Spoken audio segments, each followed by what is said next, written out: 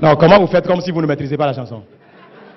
Ok, j'ai l'honneur de venir très respectueusement, aidez-moi, solliciter de votre très haute bienveillance la faveur de commander 100 000 francs. Ça nous a tués. Ça nous a tués comment? On nous a dit, mon fils, ma fille, va à l'école, étudie très bien, et quand tu finis, il y a un bon boulot qui t'attend.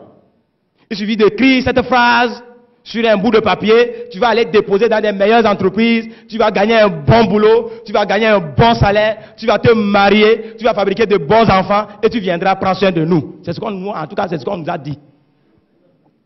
Donc nous tous, c'est comme si le seul moyen pour gagner de l'argent, c'est d'aller à l'école, avoir un bon boulot, avoir un bon diplôme et gagner un bon boulot. Et du coup, quand on va à l'école et on a collecté ces diplômes-là, on vient, on reste à la maison et en attendant, on est en train de chercher le bon boulot. Et du coup, ça nous maintient dans ce qu'on appelle l'attentisme. On attend. Pendant ce temps, on laisse son potentiel comment? Pendant qu'on attend, le potentiel aussi fait quoi? Dort. Notre propre capacité dort. Alors qu'on a tellement de problèmes autour de nous, auxquels nous tous, nous pouvons réfléchir à apporter des solutions. Parce que monsieur Nassirou vous a dit, on libère son potentiel à travers la créativité. La capacité à créer des solutions à nos problèmes. Mais à partir du moment où on ne nous a pas inculqué que il faut créer des solutions, eh bien nous croyons qu'il y a des gens qui sont créés de façon spécifique, qui ont la capacité à créer des solutions, et nous on va déposer, j'ai l'honneur là-bas, et trouver le boulot. Du coup, des millions de personnes ont fini leurs études et ils sont à la maison en train de chercher ce boulot. Ils sont devenus des chercheurs d'emploi. Tu cherches l'emploi. Est-ce que l'emploi est perdu?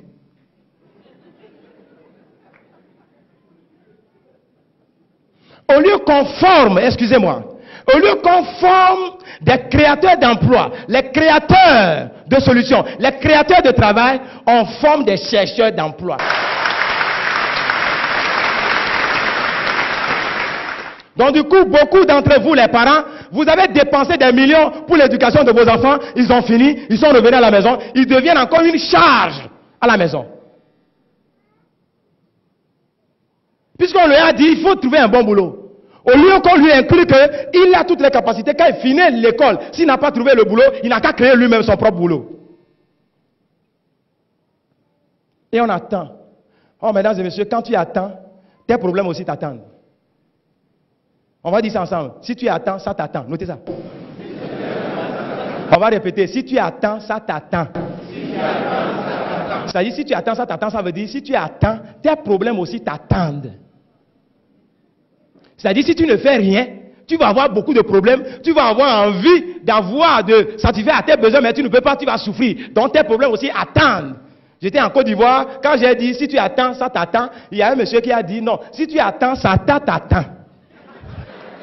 Satan représente quoi? La souffrance. Si tu attends, Satan t'attend au carrefour. Les problèmes t'attendent. À 30 ans, tu vas avoir le stress et tu vas mourir de diabète, de tension.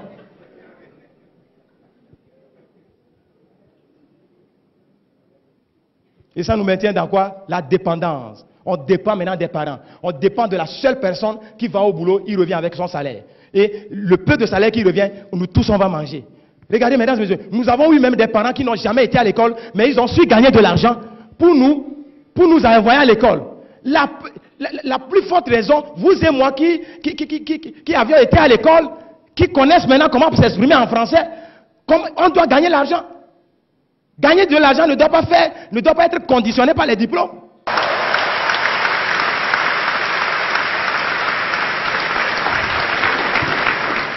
Et de la dépendance, on reste au niveau de la consommation. On consomme seulement, on ne produit pas. Et quand on ne produit pas, on ne crée pas des solutions, on se maintient dans la pauvreté, mesdames et messieurs. Et puisque il y a deux C dans la vie, il y a les créateurs et puis il y a les consommateurs. Les créateurs, les Chinois, ils créent des solutions et ils nous envoient les solutions. Les consommateurs achètent quoi? Les solutions. Les consommateurs ne font que sortir leur argent. Leur argent, et les plus riches, c'est ceux qui vendent leurs solutions, c'est-à-dire qui font preuve de créativité, qui sont en train de libérer leur potentiel. Libère ton potentiel. Dis à ton frère, libère ton potentiel. Libère ton potentiel.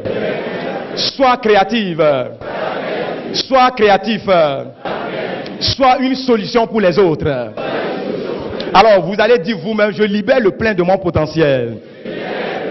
Alors, quand je vais dire ton potentiel, c'est ça le nom de l'entreprise. C'est-à-dire, il faut être au top de tes capacités. Top, quand je vais dire ton potentiel, tu dis, je libère le plein de mon potentiel. Ton potentiel. Je libère le plein de mon potentiel. Oh non, ce n'est pas chaud, ce n'est pas chaud. C'est comme si vous aviez peur de libérer toutes vos capacités. Ton potentiel. Je libère le plein de mon potentiel. Ton potentiel. Je libère le plein de mon potentiel. Ton potentiel. Je libère le plein de mon potentiel. Ton potentiel. Je libère le plein de mon potentiel. Mais vous savez, cette mentalité est propre à l'Afrique francophone. C'est vrai, nous disons depuis là que l'Afrique est en retard, mais je vous dis, au moins l'Afrique anglophone est en avance sur nous. Qui est d'accord? Au moins. Quand vous prenez Afrique du Sud, quand vous prenez Kenya, quand vous prenez Ghana, quand vous prenez Nigeria, c'est vrai, on est tous en Afrique, mais au moins, pour eux, est mieux. Tout simplement parce qu'ils font preuve de créativité. Ils sont plus entreprenants. On ne les maintient pas dans la mentalité de bureaucratie. Entre-temps, je suis allé au Nigeria pour voir un peu comment la mentalité se passe là-bas. Parce que moi aussi, je suis africain francophone, 100%. Mais ma mentalité a changé très tôt. C'est ça qui a fait la différence. Alors quand je suis allé au Nigeria surtout, mesdames, j'étais choqué. J'étais même aigri au début. Je vois l'étudiant, suivez attentivement, l'étudiant nigérian vient en classe en voiture 4x4 new, pas acheté au port. Hey, le premier jour quand j'ai vu, il dit, hey, parfois moi je pose la question, are you a student? Il dit, ah, pourquoi tu poses cette question? What is your secret? Quand tu lui poses la question, quel est ton secret? Il va te dire, hey, one leg in school, another leg in business. Notre mentalité ici, notre culture ici, notre philosophie, l'éducation qu'on nous a donnée très tôt, c'est qu'un pied à l'école, l'autre pied se trouve où? Dans les affaires. Et c'est ce qui me permet, moi étudiant, ce n'est pas papa qui m'a acheté la voiture, moi étudiant, je peux m'acheter ma propre voiture, neuve. Mais chez nous ici, quelle est la mentalité? Two legs in school, bien collés, c'est-à-dire 2 pieds à l'école, bien collés. À la fin des études, les two legs reviennent aussi à la maison, bien collés à la maison. On regarde la télévision, on mange, on insulte les parents, on insulte les présidents. On croit que c'est eux qui ont fait quelque chose. Maintenant, l'anglophone, quand il a fini ses études, étant donné que l'habitude est une seconde nature, s'il cherche l'emploi et il trouve cet emploi, il le fait très bien. Parce qu'il se dit, ça c'est ma contribution en tant que fonctionnaire pour le développement de ma nation. Il le fait très bien. S'il est ingénieur en informatique, ingénieur en il le fait très bien, mais il fait toujours one leg in office, another leg in business. C'est ce qui lui permet de ne pas faire trop de prêts et construire sa maison, acheter sa voiture, s'occuper de ses enfants sans avoir les soucis financiers. Mais revenons chez nous, en Afrique francophone. Quand on a écrit j'ai l'honneur plus de 1000 fois, personne n'a répondu. Le jour où on gagne ce boulot, praise the Lord. Alléluia. Two legs in office, bien collés in office. Quand on finit, les two legs reviennent à la maison, bien collés. On regarde la télévision, on mange un peu. Vous savez, là où nous on est puissant en termes de libération de notre potentiel, c'est notre potentiel sexuel. Quand on finit de manger, on regarde les journaux. Tout ce qu'on dit dans les journaux, c'est la négativité. On est énervé encore. On va se coucher, on libère son potentiel sexuel sur la femme. Nos femmes en Afrique francophone sont tellement fécondes, elles attrapent rapidement, elles fabriquent beaucoup d'enfants. Et quand on fabrique beaucoup d'enfants, les conséquences, c'est que les charges s'augmentent. Quand les charges s'augmentent, le matin, on se réveille, on est énervé, on court, on va au bureau, on revient le soir, on regarde la télévision, on mange un peu. Quand on est stressé, le seul endroit où on peut libérer son stress, c'est sur la femme. On libère encore, la femme attrape, on fabrique encore plus d'enfants, on va au bureau, on revient le soir, on regarde la télévision, on mange un peu, on libère encore, la femme attrape. Au lieu de dire un peu non, les femmes aussi attrapent seulement. Et on a fabriqué tellement d'enfants, les charges ont augmenté, papa est stressé, actuellement il a 30 ans, mais il a tension, il a diabète, lui seul. C'est ça l'Afrique francophone, mesdames et messieurs.